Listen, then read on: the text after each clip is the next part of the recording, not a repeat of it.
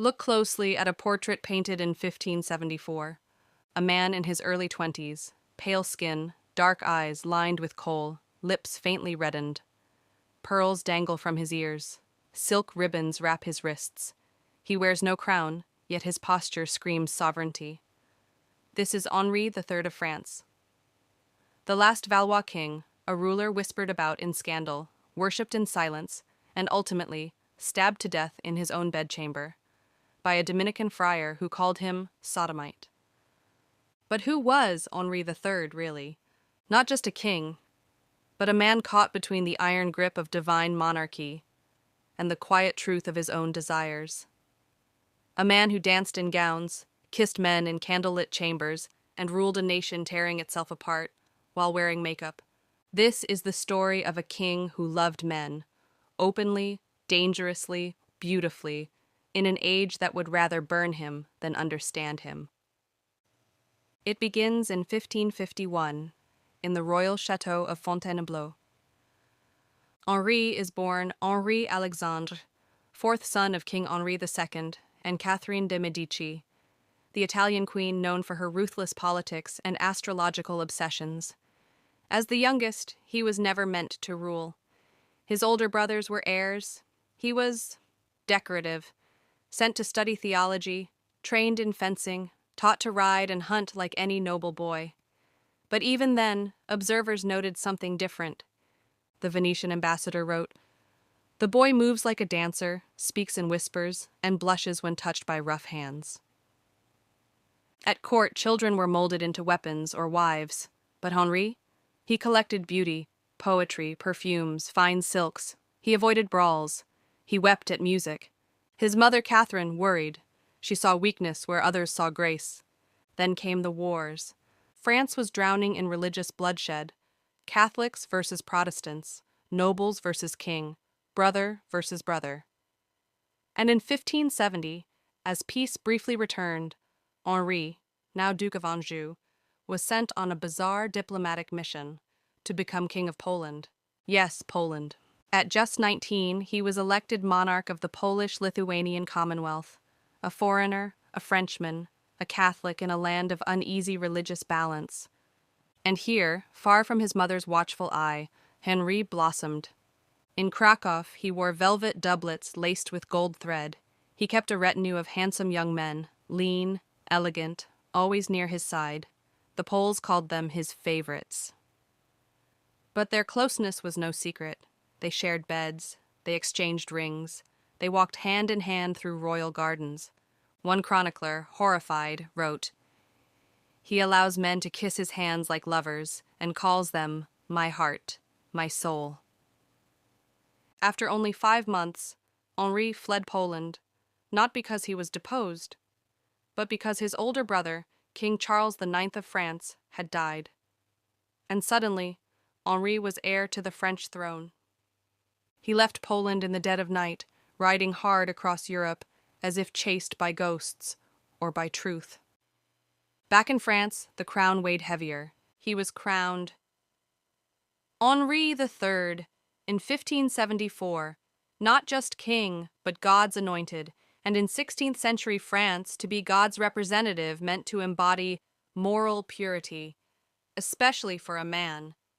Yet Henri defied every expectation. He refused to sleep with his wife. Louise of Lorraine, a gentle, pious woman chosen by his mother, he gave her jewels, treated her kindly, but never touched her. They had no children. The court whispered, "The king prefers boys to brides." And they weren't wrong. Henri gathered around him a circle of young noblemen, exquisitely dressed, soft-spoken, with perfumed hair and painted nails. He called them his mignons, a French word meaning darlings or pets. But the term carried venom. Enemies used it like a dagger. There was Louis de Maugiron, who died at 22 in a stupid duel over a woman neither of them even cared for, fought only to prove their honor. There was Jacques de Lévis, Duke of Kylos, who once dueled the king's cousin for hours, both bleeding, both refusing to yield, over who loved the king more. And then there was Jean-Louis de Nogaret de la Valette, known as Épernon, Henri's closest companion for over a decade. A man so trusted, Henri gave him the keys to the royal treasury and to his private chambers. Foreign ambassadors noted it plainly. The Spanish ambassador reported, "The king takes his mignons to bed each night. They undress him, comb his hair, and lie beside him until morning. No woman is permitted near." Even Pope Sixtus V wrote a private letter condemning Henri's unnatural affections. But Henri didn't hide. He flaunted. At court balls, he danced in gowns, yes, gowns of silver and rose silk, with ruffled sleeves and tight bodices. He powdered his face, darkened his lashes, and wore earrings of pearl and sapphire. His court became a mirror of his soul, theatrical, sensual, defiant. To his enemies, especially the ultra-Catholic Duke of Guise, this wasn't just decadence, it was heresy. Guise called him a woman in a king's robe, and claimed France was cursed because its monarch lay with men as Sodom did. And the people? Many believed it. In pamphlets sold on Parisian streets, Henri was drawn with a serpent's tail, kissing men while France burned in the background. One cartoon showed him giving birth to a demon. Yet, Henri ruled. He prayed. He attended Mass daily. He wore a hair shirt beneath his silks, penance for sins the world assumed he committed. But here's the truth historians now agree on. Henri III may have been gay or bisexual, or what we might now call gender nonconforming. We'll never know his private words, but his actions, his choices, his affections, his aesthetic, speak louder than any confession. He didn't just tolerate his desires, he built a world around them. But the world wouldn't let him. France collapsed into the War of the Three Henris. Henri III, Henri of Guise, and Henri of Navarre, each claiming divine right, each backed by armies, each willing to burn cities for power. In 1588, Henri III made a desperate move. He invited his rival, the Duke of Guise, to a private council meeting at the Château de Blois, and had him assassinated en chaos in a back room. Minutes later, Guise's brother, a cardinal, was also killed. The Catholic League erupted in fury. The Pope excommunicated Henri, and suddenly, the king who once danced in pearls was alone. Only Épernon remained by his side, and his wife Louise, who wept not for the loss of a husband, but for the man the world refused to let exist. By 1589, Henri was a ghost in his own palace. He spent hours in prayer. He gave away his jewels. He dressed in black. Then came the final morning. August 1st, 1589. A young Dominican friar named Jacques Clément requested an audience. He claimed to bring secret news from loyal Catholics. The guards let him pass. After all, the king still believed in redemption. But Clément carried not news, but a knife.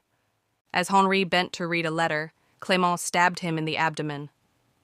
The king didn't scream. He turned, drew his own dagger, and chased the friar into the hallway, collapsing only when his entrails spilled onto the stone floor. He died hours later, whispering prayers and calling for Épernon. His last words?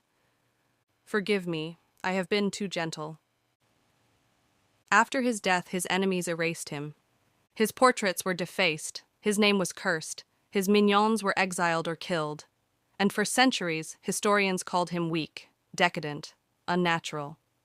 But today, we see something else. Henri III wasn't weak. He was brave. In a world that demanded kings be warriors, he chose beauty. In an age that demanded silence, he lived visibly. He didn't just love men. He built a court where tenderness wasn't shame. The iron shorts of the Crusades locked women's bodies. But Henri III? He refused to lock his soul. And perhaps that was his true rebellion. So, the next time you see a painting of a pale king in pearls, don't look away in judgment. Look closer, because behind the silk and the sorrow is a man who dared to be himself, in a world that would kill him for it. And still, he danced.